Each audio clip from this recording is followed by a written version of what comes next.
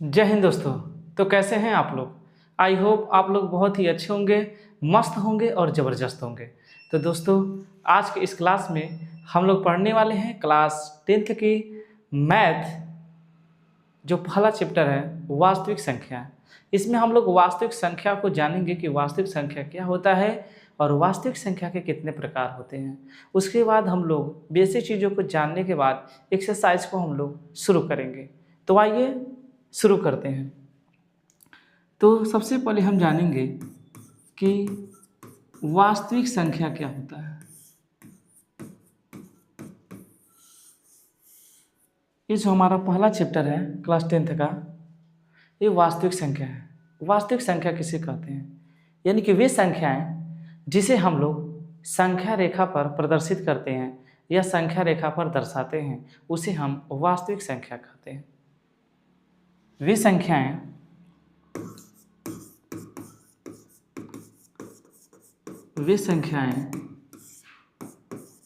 जिसे हम संख्या रेखा पर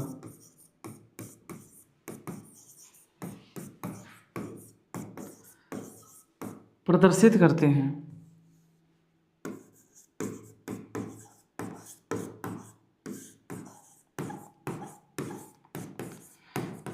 उसे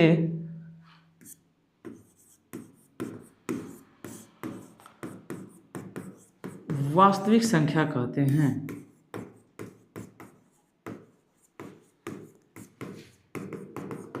यानी कि जितनी भी संख्याएं होंगी जिसे हम संख्या रेखा पर प्रदर्शित करेंगे, उसे हम वास्तविक संख्या कहेंगे। अब देखिए, इसमें एक और शब्द आता है संख्या। तो आइए इसे हम जानते हैं कि संख्या किसे कहते हैं। संख्या किसे कहते हैं? तो देखिए, संख्या को जानने से पहले हम जानेंगे कि अंक किसे कहते हैं, जिसे हम लोग बोलते हैं डिजिट। अंक क्या होता है? तो अंक देखिए किसे कहते हैं, जो 1 से लेके 1 से 9 तक की जो हम लोग गिनती लिखते और पढ़ते हैं, यानी कि 1 से 9 तक की गिनती को अंक कहते हैं।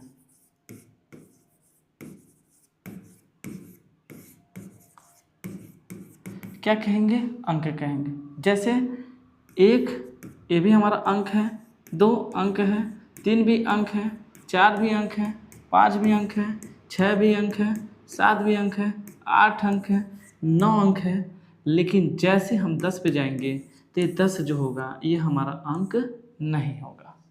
अभी हम समझेंगे कि इसे हम क्या कहते हैं। तो आई होप आप लोग समझ गए होंगे कि अंक किसे कहते हैं, यानी कि डिजिट किसे कहते हैं। 1 से लेके 9 तक की जो गिनती होती है उसे हम क्या कहते हैं? तो अंक कहते हैं। अब देखिए क्या होता है, जैसे यह अंक 1 से अधिक, जैसे इनका समूह हो जाता है, यानी कि जब अंकों का समूह हो जाता है तो उसे हम संख्या कहते हैं। तो हम कहेंगे कि संख्या किसे कहते हैं। तो संख्या के बारे में हम चर्चा करते हैं कि संख्या क्या होता है, जिसे हम लोग नंबर बोलते हैं। क्या बोलते हैं? नंबर बोलते हैं। तो हम कहेंगे कि अंकों के ग्रुप को, अंकों के समूह को, अंकों के समूह को संख्या कहते हैं।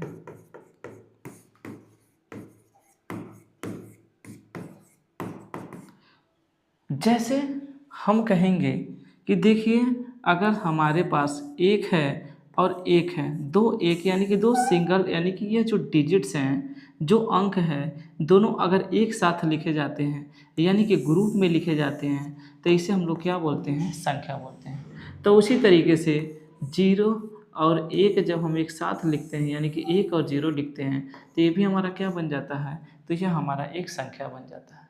तो हम कहेंगे कि जो संख्या होता है वह 2 या 2 से अधिक जो अंकों का ग्रुप होता है उसे हम क्या कहते हैं? तो उसे हम संख्या कहते हैं। तो आई होप कि आप समझ गए होंगे कि संख्या किसे कहते हैं। तो संख्या समझ में आ गया, अंक आपको समझ में आ गया। तो चलिए अब हम आगे चलते हैं। अब हम समझेंगे कि वास्तविक संख्या के आगे, वास्तविक संख्या।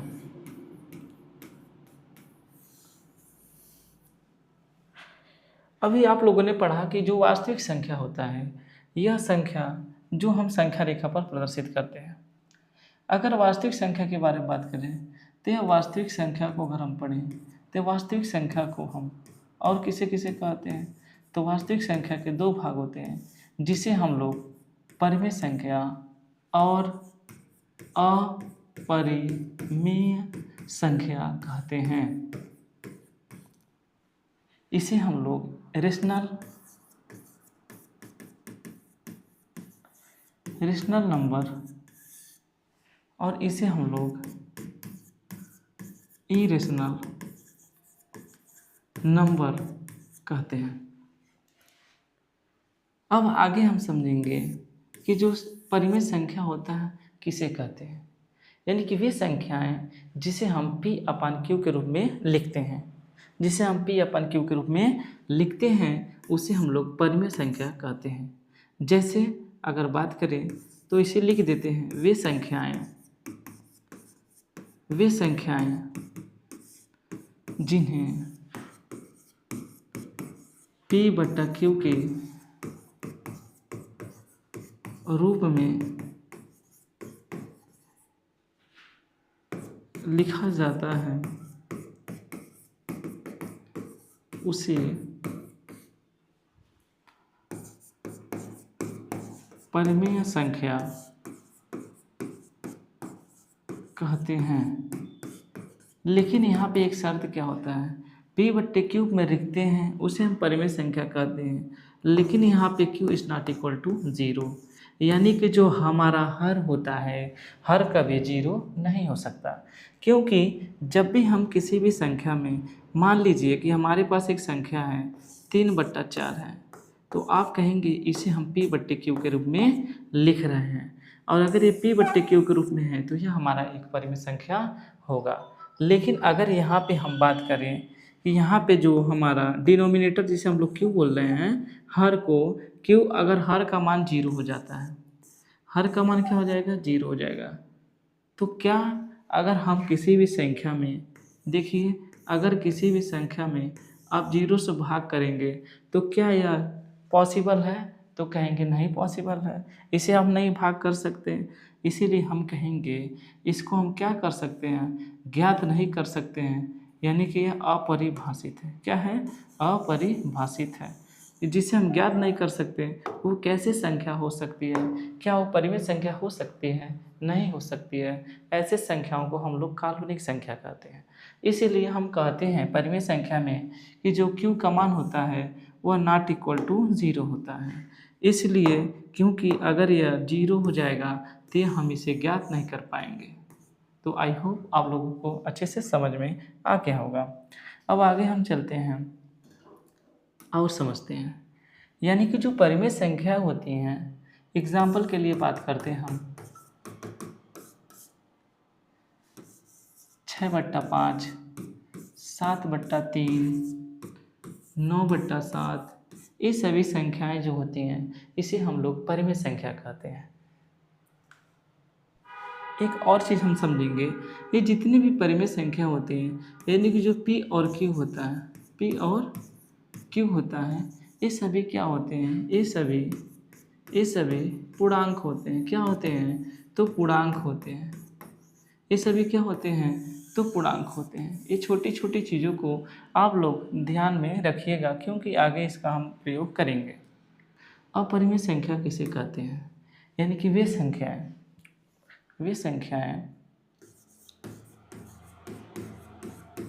अपरिमेय संख्या की बात करें, जिसे हम लोग इरेशनल नंबर कहते हैं। वे संख्याएं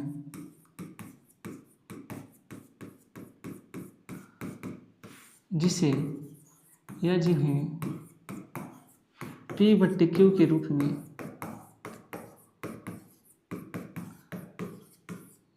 नहीं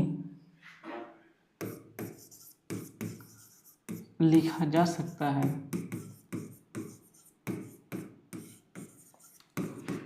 उसे अपरिमेय में संख्या कहते हैं। जैसे एग्जाम्पल के लिए अगर हम बात करें, उदाहरण में यहाँ पे अपरिमेय संख्या ऐसे संख्याएं होती हैं जिसे हम p बट्टे क्यू के रूप में नहीं लिख सकते। यानी कि इसका कहने का मतलब यह है कि आप q का मान आप 0 के बराबर कर सकते हैं। जैसे कि अभी अभी हम लोगों ने पढ़ा कि अगर 3/4 है तो हमारा परिमेय संख्या होगा, लेकिन अगर इसे हम 3/0 कर दें, क्या कर दें, अगर हम इसे 3/0 कर दें, क्या कर दें, 3/0 कर दें, तो देखिए अगर 3/0 कर देंगे तो हमारा क्या हो जाएगा, तो यह एक अपरिमेय संख्या होगा। क्यों? क्योंकि इसे हम ज्ञात नहीं कर सकते हैं, यानी कि इसे अपरिभाषित है। क्या है? अपरिभाषित है। तो हम कह सकते हैं कि जो इनफाइनाइट होता है इसे हम अपरिभाषित कहते हैं, यानी कि यह हमारा क्या होता है, यह एक अपरिमेय संख्या होता है। यहाँ पे पाई जो इनफाइनाइट होता है क्या होता है, एक अपरिमेय संख्या होता है। अब आगे हम बात करें पाई क्या होता है, तो हम कहेंगे पाई जो होता है, पाई भी एक अपरिमेय संख्या होता है, क्योंकि पाई का जो मान है वह निश्चित नहीं है, यानी कि फिक्स नहीं है। इसलिए हम कहेंगे पाई भी हमारा क्या होता है, एक अपरिमेय संख्या होता है। ये चीज़ें आप दिमाग में नोट करिएगा, क्योंकि बहुत ही इंपॉर्टेंट है और यही एग्जाम में बार बार पूछा जाता है। इनफाइनाइट और पाई क्या एक परिमेय संख्या है? तो आप कहेंगे नहीं, ये दोनों क्या होते हैं, यह एक अपरिमेय संख्याएं होती हैं। तो आई होप आप लोगों को ये सारी चीज़ें अच्छे से समझ में आ गई होंगी। अब हम आगे चलते हैं और भी संख्या के बारे में स्टडी करते हैं। इसमें और भी संख्या है, जैसे अब हम बात करेंगे प्राकृतिक संख्या की। प्राकृतिक संख्या, अब हम प्राकृतिक संख्या किसे कहते हैं, यानी कि हम कहेंगे जो गिनती होता है सर, जो एक से स्टार्ट होने वाली जो गिनती होती है, ऐसे ऐसे काउंट करते करते हम इनफाइनाइट तक चले जाएंगे, यानी कि जिसका कोई अंत नहीं है, उसे हम क्या कहेंगे, तो हम कहेंगे इसे प्राकृतिक संख्या कहेंगे। यानी कि एक से लेकर जो गिनती स्टार्ट होती है उसे हम क्या कहेंगे, तो प्राकृतिक संख्या कहेंगे। अब हम बात करते हैं सम संख्या की। सम संख्या किसे कहते हैं, तो हम कहेंगे वे संख्याएं जो दो से विभाजित होती हैं उसे हम क्या कहेंगे, सम संख्या कहेंगे। उसे सम संख्या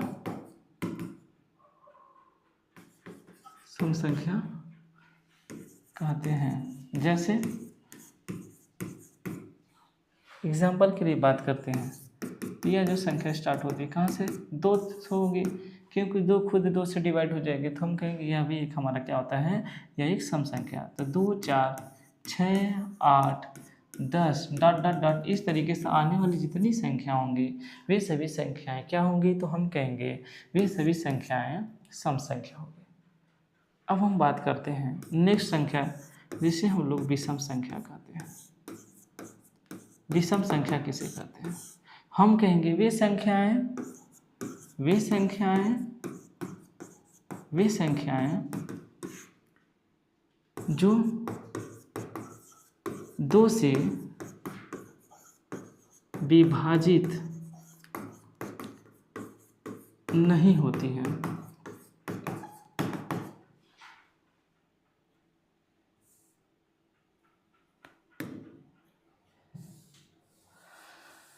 इसको थोड़ा सा सही से लिख देते हैं, नहीं होते हैं। उसे हम क्या कहते हैं, उसे विषम संख्या कहते हैं। क्या कहते हैं, तो हम विषम संख्या कहते हैं। ओके, जैसे एग्जाम्पल के लिए बात करते हैं, तो एग्जाम्पल जो हमारा होगा, उदाहरण वो क्या होगा, 1 3 5 7 9, इस तरीके से आने वाली जो संख्या होंगी उसे हम क्या कहेंगे, तो हम कहेंगे उसे हम लोग विषम संख्या कहते हैं। अब आगे कुछ और संख्या के बारे में हम लोग स्टडी करते हैं। जैसे और संख्या है जिसे हम लोग कहते हैं पूर्णांक। तो पूर्णांक क्या होता है, हम कहेंगे पूर्णांक यह एक ऐसा संख्या होता है जिसमें जो है जीरो के साथ साथ इसमें धनात्मक प्राकृतिक संख्याएं और ऋणात्मक प्राकृतिक संख्याएं आती हैं। धनात्मक प्राकृतिक संख्या तथा ऋणात्मक प्राकृतिक संख्या होती हैं।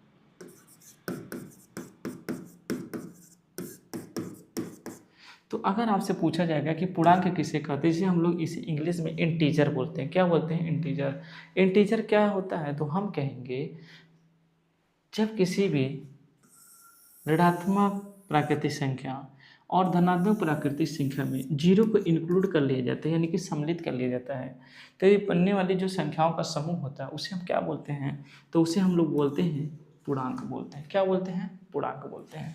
जैसे अगर इसे हम लोग लिखें एग्जाम्पल के फॉर्म में, तो जीरो होगा, जितने भी धनात्मक प्राकृतिक संख्या होंगी जैसे 1, 2, 3, 4, 5 डॉट डॉट डॉट इस तरीके से आएंगे इनफाइनाइट तक। इधर चलेंगे तो -1, -2, -3, -4 डॉट डॉट डॉट इस साइड चलेंगे तो इनफाइनाइट तक। तो ऐसे जो संख्याएं होती हैं उसे हम क्या कहते हैं, तो उसे हम लोग इंटीजर यानी कि पूर्णांक कहते हैं। आई होप आपको ये सारी चीज़ें क्लियर हो रही होंगी। अब हम आगे चलते हैं। अब हम समझेंगे कि पूर्ण संख्या किसे कहते हैं।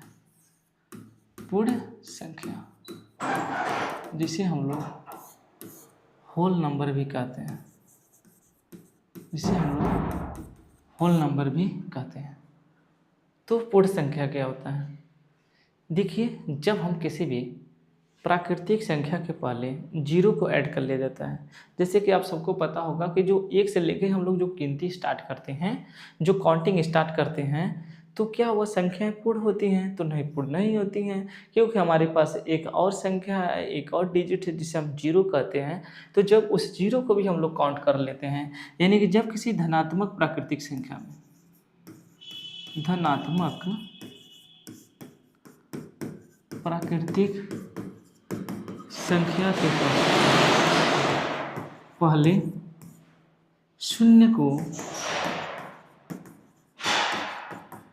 शामिल कर लिया जाता है या लिखा जाता है या ऐड कर लिया जाता है, तो उसे हम क्या बोलते हैं, उसे हम क्या बोलते हैं, पूर्ण संख्या। जैसे 0, 1, 2, 3, 4 इस तरीके से आने वाली संख्या होंगी वह इनफाइनाइट तक जाएगी।